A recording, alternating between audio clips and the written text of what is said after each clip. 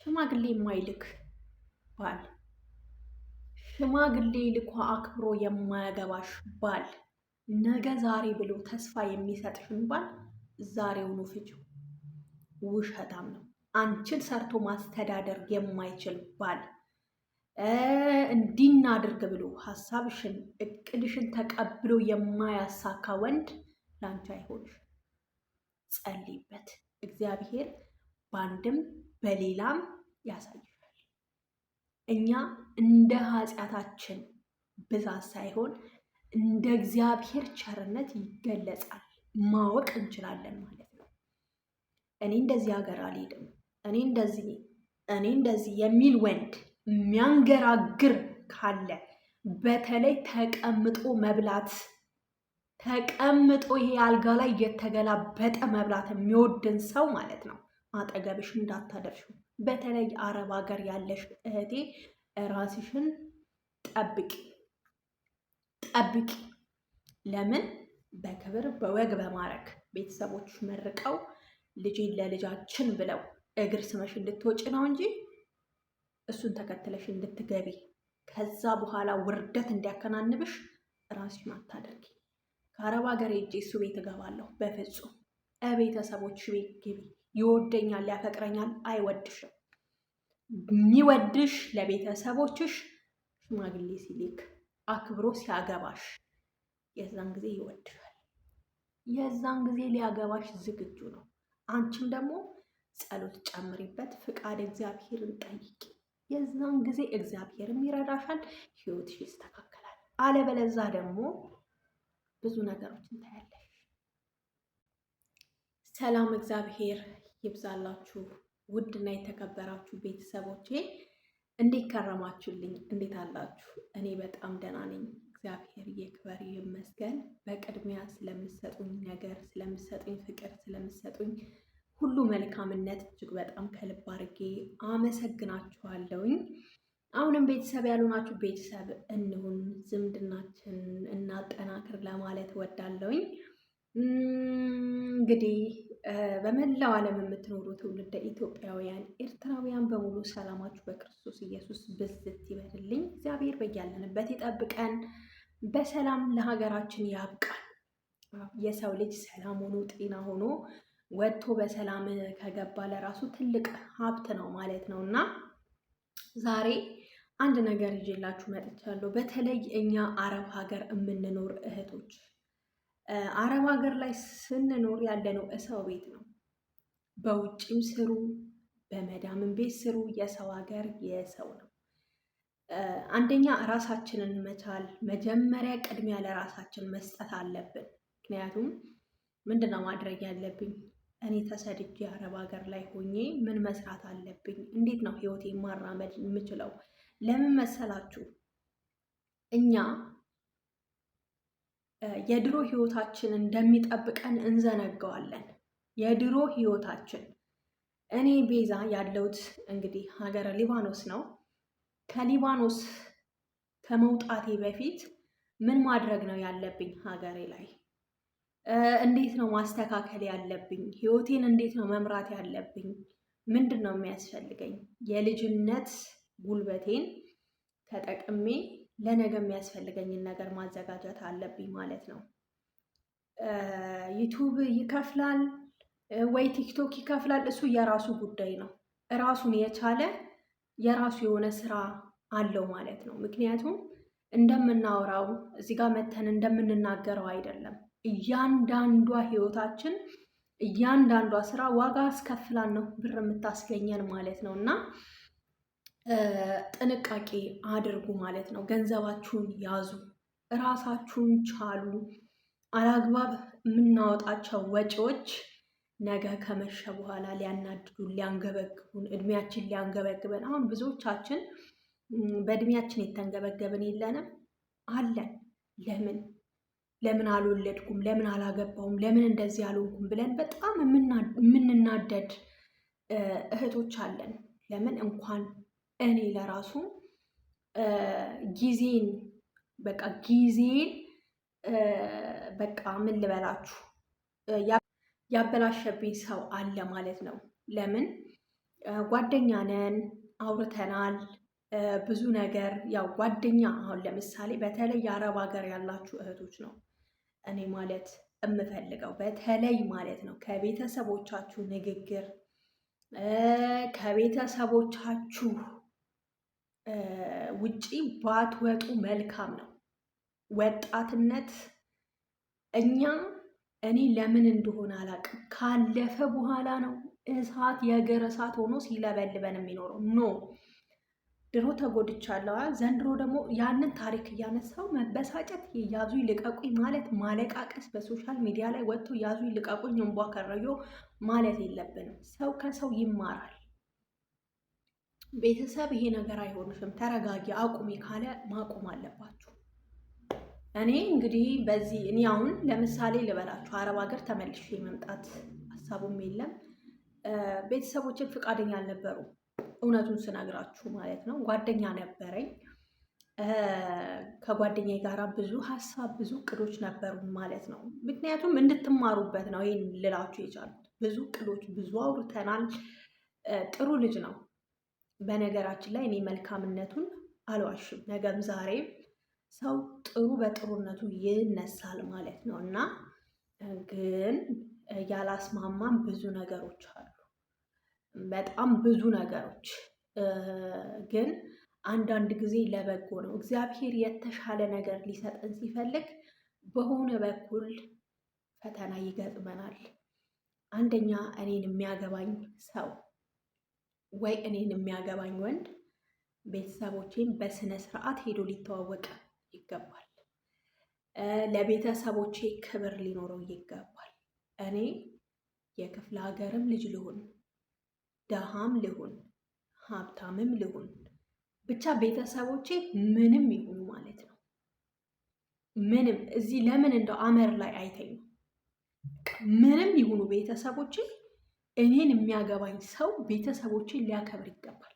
ሂድ ያልኩበት ቦታ በክብር ሽማግሌ ላክ አልክም። ኧረ ቤተሰቦቼን እኔን ሳይሆን ያፈቀረው እሱ የኔን ገንዘብ ነው። ከዛ በኋላ ማጥናት ጀመርኩ፣ ማየት፣ ጀርባውን ማየት፣ ያለው ሁኔታ ያለውን ነገር። ከዛ ለቤተሰቦቹ ምን ይላቸዋል መሰላችሁ? ተለያይተን እሷ ያለችው ክፍለ ሀገር ነው፣ እኛ እኮ ማለት ነው እኔ ያለሁት እንግዲህ ተከራይቼ ያለሁት እነሱ አካባቢ ነኝ። ስወጣ ያዩኛል፣ ቤተክርስቲያን ትሄድ ያዩኛል። በቃ ብዙ ነገሮች አሉ ማለት ነው። እኔ ጫፍ ጫፉን ነው የምነግራችሁ።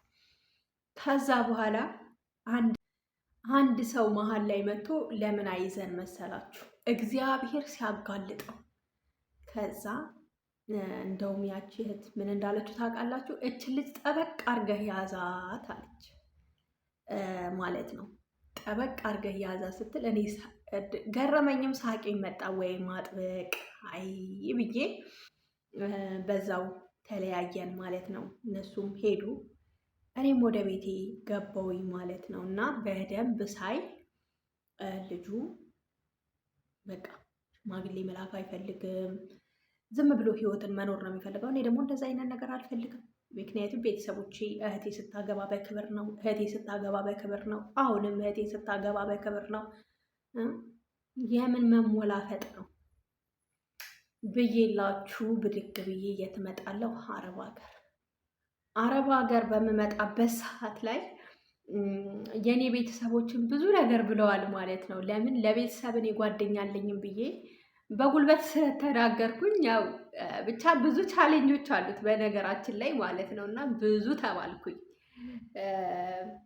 ብሯን በልቶ መልሶ ወደ አረብ ሀገር ላካት፣ ህይወቷን አበላሸ፣ እንዲያደረጋት ምናምን ይባላል ማለት ነው። እንኳንና ይሄንን ልጅ ይቅርና ማለት ነው እኔ የአክስቶቼ ልጆችንም ብሯን በልተዋታል፣ እንዲያድርጓታል ተብለው በእኔ ምክንያት ስማቸው ተነስቷል። ነገሩ እንደዛ አይደለም።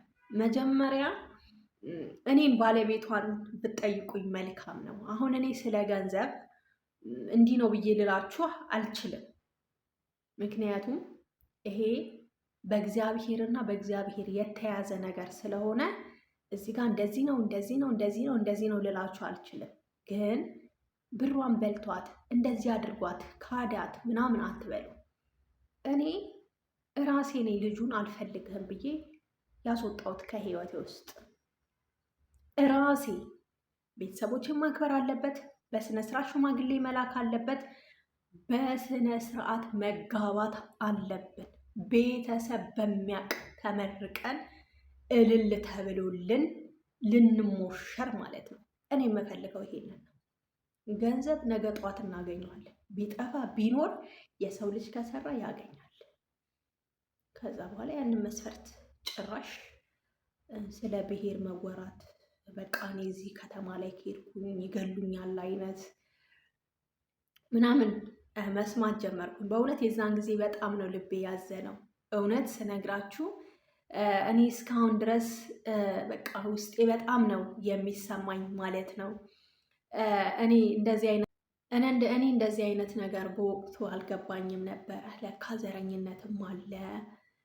አንቺ የዚህ ሀገር ልጅ ነሽ ምናምን፣ እዛ ቦታ ላይ መሄድ አልፈልግም በቃ ምክንያቱም እኔን አንድ ሰው ከወደደኝ እስከነ ምናምኔ መውደድ፣ እስከነ ቆሻሻዬ፣ እስከነ ድፌ፣ እስከነ ድህነቴ፣ እስከነ ሀብቴ ሊወደኝ ይገባል። ሀብታም በመሆኔ ብቻ አይደለም አረብ ሀገር ላይ ወጥቼ በሰራሁት። እኔ ከአረብ ሀገር ወደ ኢትዮጵያ ስመለስ የድሮ ማንነት አብሮኝ ነው የሚሆነው። ዛሬ ላይ ሰርቼ ራሴን ካልቀየርኩት፣ ዛሬ ላይ ህይወቴን ካላንቀሳቀስኩት ህይወቴ ተመልሳ ያው ናት ማለት ነው። እና አረብ ሀገር ላይ ስመጣ ተመልሼ ድምፄን አጥፍቼ ምናምን እህቴ መሄዳት አልፈልግም፣ ወንድሜ ራሱ በፍጹም በቃ እዚሁ ሰርተሽ ትቀየሪያለሽ ምናምን ሲሉኝ እኔ ድምፄን አጥፍቼ አረብ ሀገሬ ዱቅ አልኩኝ ማለት ነው። መጣሁ። እግዚአብሔር ይመስገን። ህይወት በአንድም በሌላም እንፈተናለን፣ በአንድም በሌላም እንነሳለን ማለት ነው። ይሄንን ልላችሁ ብዙ ነገሮች አሉ በነገራችን ላይ ያልነገርኳችሁ። እራሳችሁን ጠብቁ፣ እራሳችሁን ጠብቁ። በተለይ የአረብ ሀገር ያላችሁ እህቶች ገንዘባችሁን ያዙ። መጀመሪያ እራሳችሁን ቻሉ። አዎ መጀመሪያ ዛሬ አግብተዋቸው ወልደው ለራሱ ለገንዘብ ብለው መለያየት የሚፈልጉ ወንዶች አሉ፣ ሴቶች አሉ ማለት ነው። ለሀብት ለንብረት። በስመ አብ ወወልድ ወመንፈስ ቅዱስ። ስንት ዓመት የተመራ ህይወት በአንድ ቀን ሊያጠፉ የሚፈልጉም አሉ። ይሄ ዲያብሎስ ነው። የእውነቴን ነው የምላችሁ። ጤናችሁን እኔ በእውነቴን ነው የምላችሁ። እዚህ ጋር የሞት ተራራ ሲገነባልኝ፣ እዚህ ጋር የመውጫ መንገድ እግዚአብሔር ሲያዘጋጅልኝ፣ እዚህ ጋር ትሞታለች ሲባል እዚህ ጋር እግዚአብሔር ሲያነሳኝ፣ እኔ ቅዱስ ገብርኤል ጠብቆ ነው እዚህ ያደረሰኝ። የኔ መቆም የእግዚአብሔር ቸርነት ስላለበት፣ እንደኔ ኃጢአት፣ እንደኔ በደል፣ እንደኔ ጥፋት ቢሆን ኖሮ እኔ ዛሬ እዚህ ጋር ለራሱ ላልገኝ ይችል ነበር። ግን እንደ እግዚአብሔር ቸርነት ደግሞ ቆሜ እንዲሄድ አድርጎኛል ማለት ነው። በህይወቴ እኔ ብዙ ውጣ ውረዶችን አሳልፌያለሁ ከምላችሁ በላይ። የኔ ህይወት ለራሱ አንድ ፊልም በሉት በቃ። እኔ ሌላ ሰውንም ፊልም መስራት ሳይሆን የራሴን ፊልም መስራት እፈልጋለሁ። የራሴን ታሪክ ማለት ነው። እያንዳንዷ የሚወራም አለ የማይወራም እኔ አውቄ ነው ያዝ የማደርገው። ምክንያቱም አንዳንድ ጊዜ እንዲህ ነው ብላችሁ ስታወሩ ሶሻል ሚዲያ ላይ ስትመጡ የማትጠብቁት ቤተሰብ መጥቶ እንዲህ ነበርሽ እንዴ፣ ለካ እንደዚህ ህይወትሽ ተበጥብጦ ነበር እንዴ፣ እንደዚህ አይነት ነበር እንዴ ምናምን ይላሉ። እና ያንን ነገር ስለምፈራ ነው እኔ ትንሽ ያዝ የማደርገው ነገሮችን። አንዳንድ ጊዜ እንደዚህ ከፍቶ ምናምን ዝም ብዬ መጥቼ እንትን ስል ለቤተሰቦቼ እፈራለሁ። ምክንያቱም እኔ ቤተሰቦቼ እኔን ቪዲዮ አይተው እንዲሳቀቁብኝ አልፈልግም። እንኳን በመጥፎ አነጋገሬ ይቅርና እኔ ዘለላ አምባ እንኳን ሲወርድ ምን ሆነሽ ነው? ምን ተፈጥሮ ነው? ምንድን ነው? እኔ ማንም እያለቀስኩኝ እንዲያይኝ አልፈልግም። በቃ ህይወቴ ተበላሸ። እግዚአብሔር ህይወቴን ያቀናልኛል። ትዳሬ አደጋ ላይ ነበረ። እግዚአብሔር ከአደጋ ያወጣኛል። ብቻ ብዙ ቻሌንጆች አሉ። በፈተና መሀል እግዚአብሔር በመካከላችን ካለ ሞትን ድል አድርጎ ያነሳናል ማለት ነው ክርስቶስ። የእውነቴን ነው የምላችሁ። እና ራሳችሁን ጠብቁ፣ ገንዘባችሁን ያዙ። ለዛም አታባክኑ ገንዘባችሁን። እንቀጥላለን ማለት ነው። በሱ ቤተሰቦች ጋር ምን ነገር እንደገጠመኝ የእውነቴን ነው የምላችሁ። ይሄ ነገር በጣም ነው የሚያስለቅሰኝ። እኔ ማሰብም አልፈልግም። እዚህ ጋር መጥቼ ለራሱ ስለ ህይወቴ ታሪክ ሳወራ እያወራውኝ ለራሱ እኔ ማልቀስ አልፈልግም። ለምን መሰላችሁ? በእኔ ማልቀስ የሚጎዳ ቤተሰብ ስላለ። ራሳችሁን ጠብቁ።